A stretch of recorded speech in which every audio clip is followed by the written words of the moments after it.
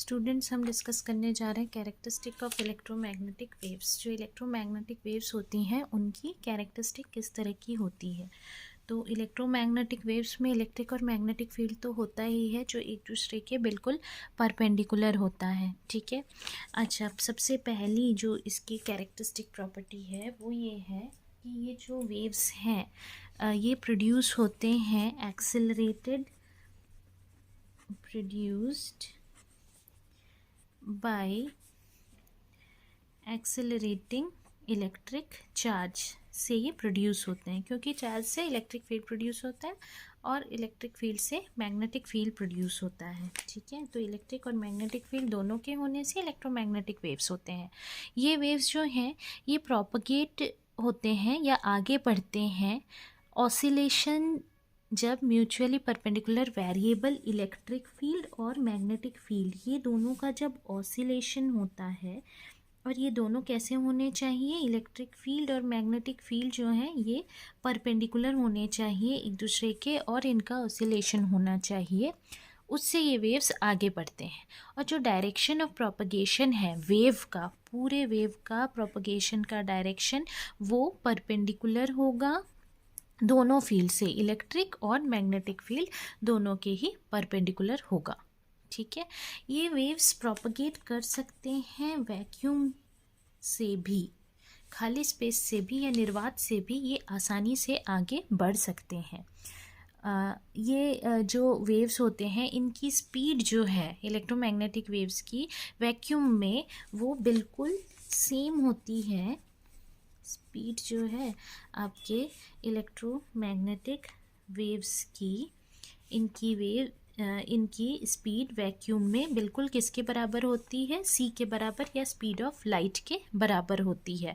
और अगर mu naught epsilon naught magnetic permeability है तो फिर c is equals to 1/√μ naught epsilon naught. ये ऑलरेडी हम प्रूफ भी कर चुके हैं जब इसके पहले हमने वेव प्रोपगेशन देखा था इलेक्ट्रोमैग्नेटिक वेव्स का, तब हमने इस चीज़ को प्रूफ करा था।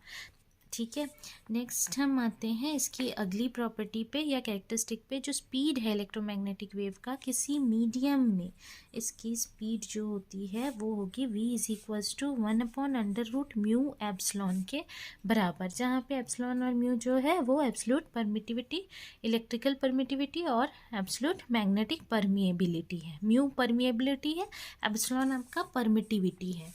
ठीक है, अब नेक्स्ट हम लोग आते हैं, ये जो वेव्स हैं बाहर से अगर आप इलेक्ट्रिक फील्ड और मैग्नेटिक फील्ड ये अप्लाई करते हैं इन वेव्स के ऊपर, तो इन वेव्स पे ये दोनों ही फील्ड का कोई भी असर नहीं होता है, ये अनअफेक्टेड होते हैं। ठीक है, ये वेव्स जो हैं इलेक्ट्रोमैग्नेटिक वेव्स हमेशा स्ट्रेट लाइन में ही ट्रैवल करते हैं। नेक्स्ट जो है इसका स्ट्रेट लाइन में ही वैक्यूम में ये ट्रैवल करते हैं, ये नेक्स्ट इसकी कैरेक्टरिस्टिक प्रॉपर्टी है। फिर इसके बाद हम आते हैं इन वेव्स का नेचर क्या होता है, transverse. In fact transverse nature prove करने के लिए हम इलेक्ट्रोमैग्नेटिक वेव्स का सहारा लेते हैं। ठीक है, ये वेव्स जो हैं क्योंकि परपेंडिकुलर डायरेक्शन में मोशन होता है दोनों फील्ड का, इस वजह से ये ट्रांसवर्स होते हैं, इनका नेचर ट्रांसवर्स होता है। ये वेव्स जो हैं ये अब क्योंकि वेव्स हैं ट्रांसवर्स वेव्स हैं तो इनमें रिफ्लेक्शन, रिफ्रैक्शन, जितनी भी प्रॉपर्टीज़ हैं ना वेव्स की, इंटरफ्रेंस, डिफ्रैक्शन, पोलराइजेशन, ये सारी प्रॉपर्टीज़ को ये ओबे करते हैं या शो करते हैं। हर एक पॉइंट में वेव के प्रोपगेशन के, ये वेव आपका आगे बढ़ रहा है, इसके आगे बढ़ने के हर एक पॉइंट पे, एक पॉइंट कोई सा भी आप अगर सिलेक्ट करते हैं तो यहाँ पे आप देखेंगे जो ई और बी का रेशियो है, इलेक्ट्रिक फील्ड मैग्नेटिक फील्ड का जो रेशियो है वो सी के बराबर होता है, यानी स्पीड ऑफ वेव के बराबर होता है। ठीक, नेक्स्ट हम आते हैं, ये वेव्स जो हैं इनमें एनर्जी और मोमेंटम ये दोनों चीज़ें होती हैं।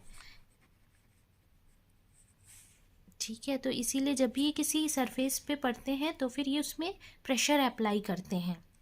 और लास्ट बट नॉट लीस्ट, क्योंकि वेव्स हैं तो ये एनर्जी ट्रांसफ़र करते हैं। वेव्स का तो काम ही होता है एनर्जी ट्रांसफ़र करना। तो ये कुछ कैरेक्टरिस्टिक प्रॉपर्टीज़ थी इलेक्ट्रोमैग्नेटिक वेव्स की। तो आज के लिए इतना ही। वीडियो पसंद आया तो शेयर, लाइक, सब्सक्राइब करना ना भूलें। कोई डाउट होने से कमेंट सेक्शन में पूछ सकते हैं। Thank you.